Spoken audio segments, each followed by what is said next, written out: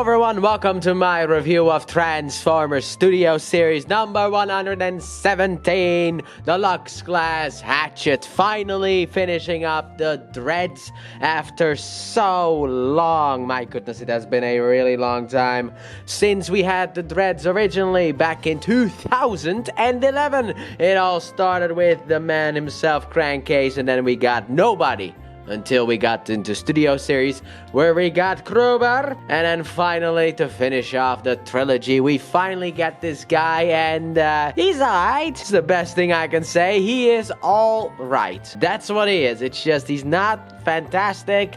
He's not terrible. He is just fine, and he should have been a Voyager. Just gotta throw that one out there. Just instantly just pushing that bad boy out there.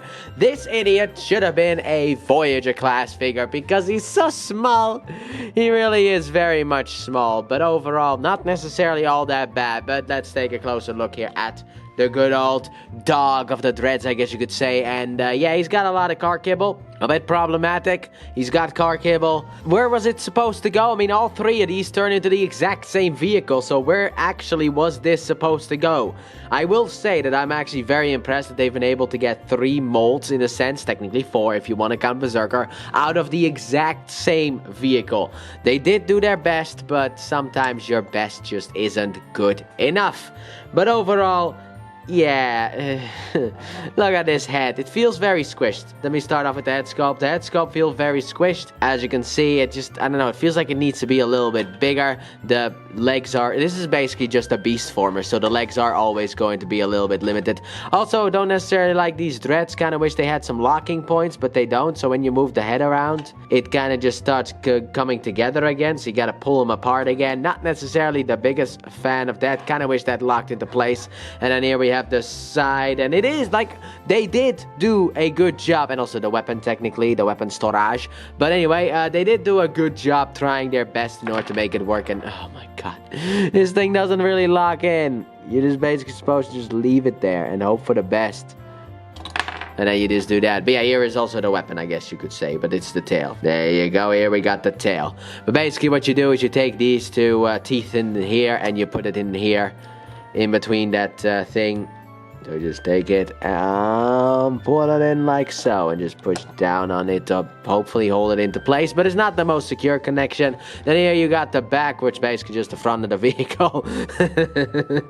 But yeah, overall this is a weird looking guy. But to be honest, in the movie, when I saw that movie, I was like, how are you gonna do that? Because you need some third-party black magic. And you know that stuff is exclusively reserved for 2 people. Number 1, it's the third-party people. And number 2, masterpieces, boys. That is what that is reserved to, because of the fact the masterpieces are bigger. However, I feel like they could have potentially done a lot more if this had been the Voyager class that it should have been.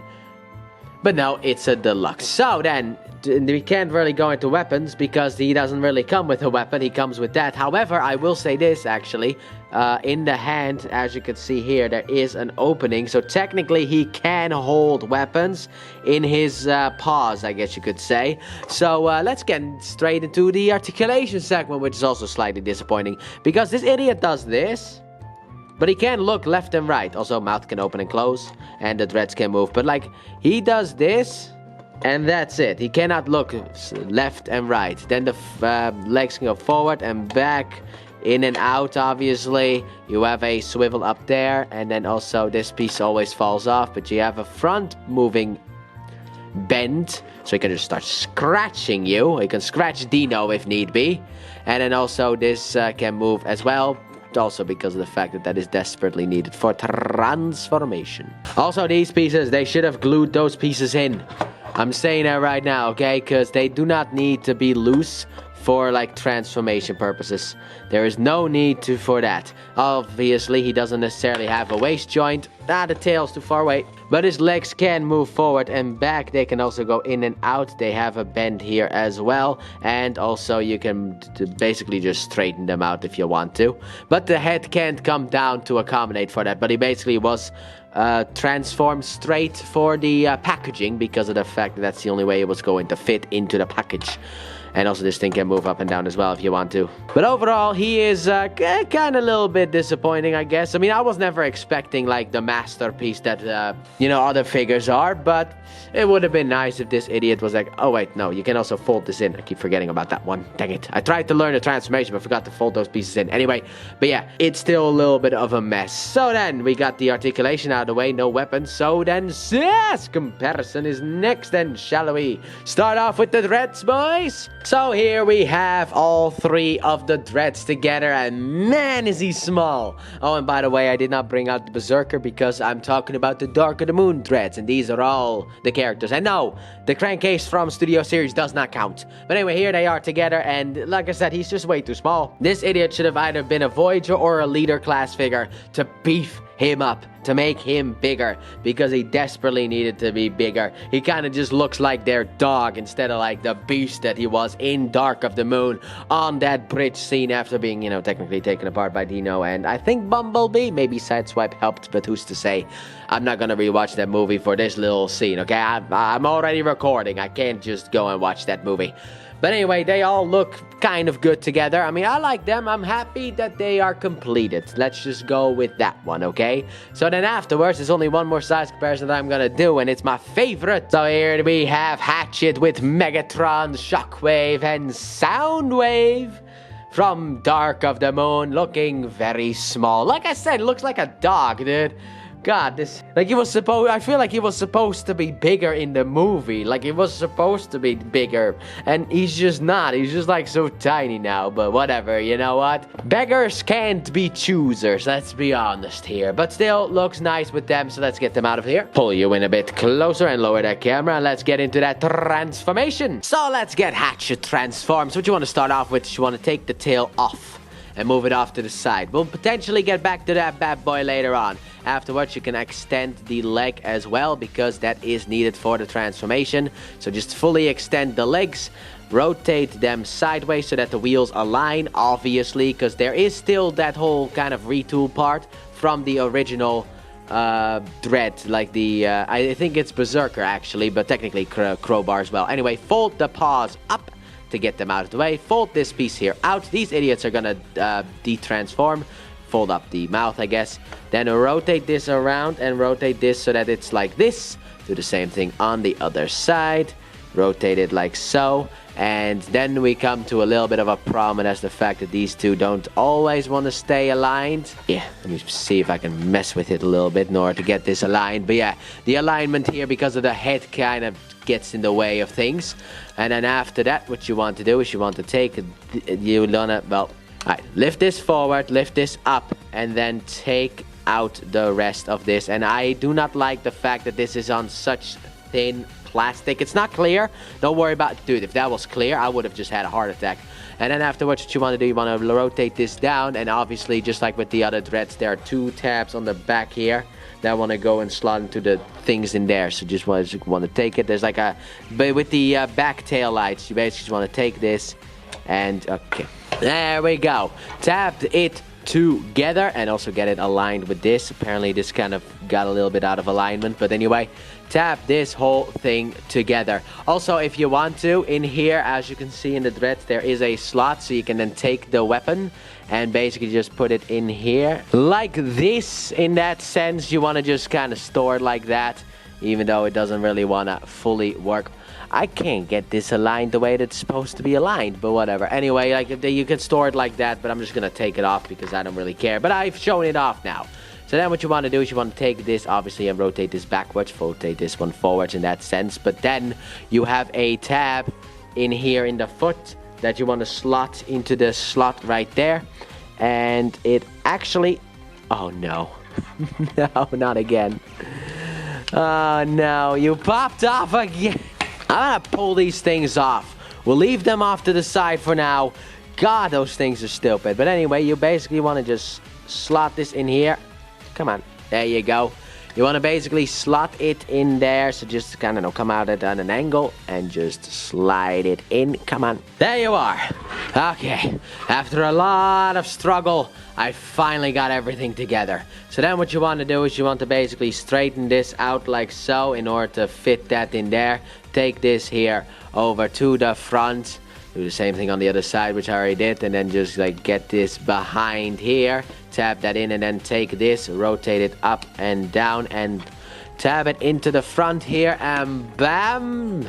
Here we have Hatchet in his vehicular form, and I'm not attaching this thing. So here we have Hatchet in his vehicular form, and I guess today is just the day of horrible transformations, is it not? Because also today, even though these will not be uploaded back to back, because I'll kind of split them up and basically randomize it in a way, I am actually recording Bumblebee and also this idiot today as well. Like, both of them are going to be recorded today, and I already recorded Bumblebee, and that transformation was horrible. Now I've recorded this idiot, and that transformation was also horrible, because these back panels are just the worst ever. And then this guy also wasn't that fun. This one was a bit of an annoyance, and my hands now hurt. Let's just say that. But he does turn into a good vehicle, I will say that. But the problem is there's a wee bit of a gappy thingy that technically Crowbar doesn't have, because he kind of filled it up with some stuff, but here you have just the purest of gaps. Also, you can actually store this weapon, but as I've already shown, that is a bit of an annoyance to get really attached. But basically, you got the two tabs here on the side of the tail. They're gonna slide into the dreads. There's like a little bit of a slot there that you could just slide that into and then have it sit there. But for me, it did not really want to sit. So for the purposes of me not throwing this thing up against the wall and myself off the building, I think I will leave it off. Okay? But there's no weapon storage in this thing, because this thing technically doesn't come with weapons. But overall, he is a nice looking little car, just like the other ones. So let's take a closer look here. Starting off, we got the Chevy logo here at the front. Officially licensed, I guess. You also got the nice stuff there. You do not have a Decepticon symbol here on the side, even though Crowbar actually has it on both sides. That's a little bit of a shame. No Decepticon symbol on this thing at all, sadly enough. You also got the Chevy logo here at the back. You know, back window painted. All of this is painted. The headlights are painted, and this is what he looks like from the bottom. And to be honest, he compacts actually pretty well. Outside of these panels being loose, I really liked it. Overall, I actually think that this one is better than the Bumblebee, but then these leg panels make everything hell. So I don't know which one is actually better, but to be honest, this one is still better than the original Darker in the Moon figure, I will say that.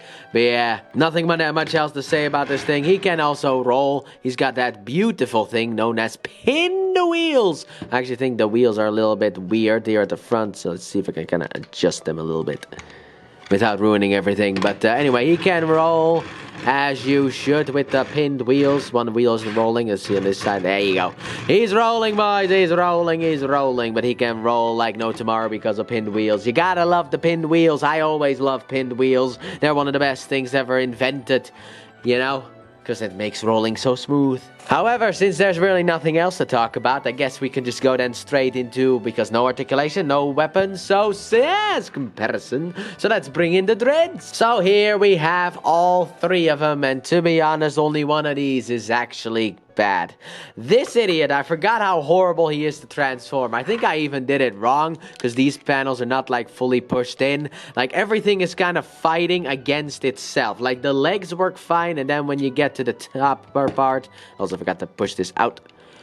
But anyway, once you get to the top part, like the front here, it's just everything is kind of colliding against everything because of the head and also the side threads. That stuff is just all colliding, as you can see right there. It went a little bit wrong.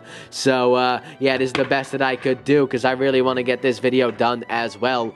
But here they are together, and I cannot lie, I am happy about these three being together, you know. I got them all finally. Now they can hunt down Dino and the other one as well. But Dino was the main one, the star of the show, with his whole, like, grappling hook throwing and stuff like that against Hatchet. But here we are, all three of them, and I also like how each of these is kind of different. I mean, obviously this one's different because it's the Dark of the Moon one, but I mean, Crowbar has the Decepticon symbols on the sides, while Hatchet does not, and that is what makes them different. And also he's got the stuff sticking out the back, which part of me kind of wants to just like cut it right here.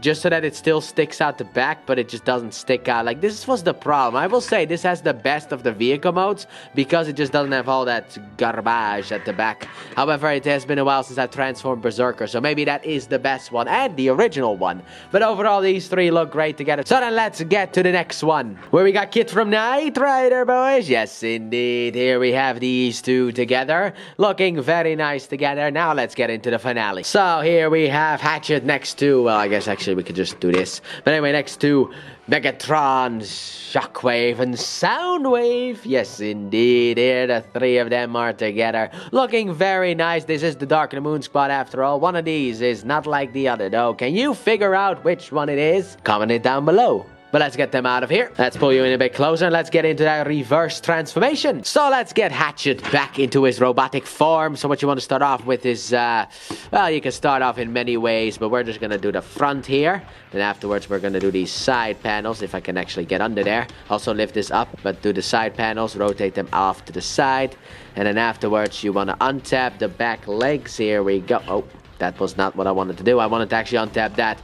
But then afterwards, you can also just untap this as well. It's a bunch of untabbing until we get stuff. Hold that in. But until we get to the main stuff, then you want to rotate this out. And you want to fold this down. So basically, take this piece here. Well, fold out the foot, but take this and rotate it down. There you go. Afterwards, you can then rotate these ones around to the front so that the paws are facing the front. And we'll leave it like that for now because now we'll work on the back. So the back legs you want to basically fold all the way backwards. And then afterwards also what you can do is you can fold this one up, fold the windscreen down, and come in here and rotate this bad boy in all the way and put it along the dude's back. Now we rotate the front paws down, and there we are. Also get this perfectly aligned. There we are. Now the back legs, because we're almost done already. So what you want to do with the back legs is obviously rotate it so that it's facing that way. Rotate this down, and then bend the knee backwards. Do the same thing on the other side. So rotate this forward, then rotate it down, rotate it back, and then grab the legs or the feet, I guess, and flip them down, and then bam, here we have him almost fully completed because we still need one more thing. That is the tail. So what you want to do, you want to take it and basically just put it in the back here. Also you can fold that out, but you want to basically take the tail and just put it in that gappy there. So just there you go. Take the tail, put it in, and bam, here we have Hatchet back in his robotic mute. So Hatchet, my friend, the one that we have all been waiting for. Yeah, skip.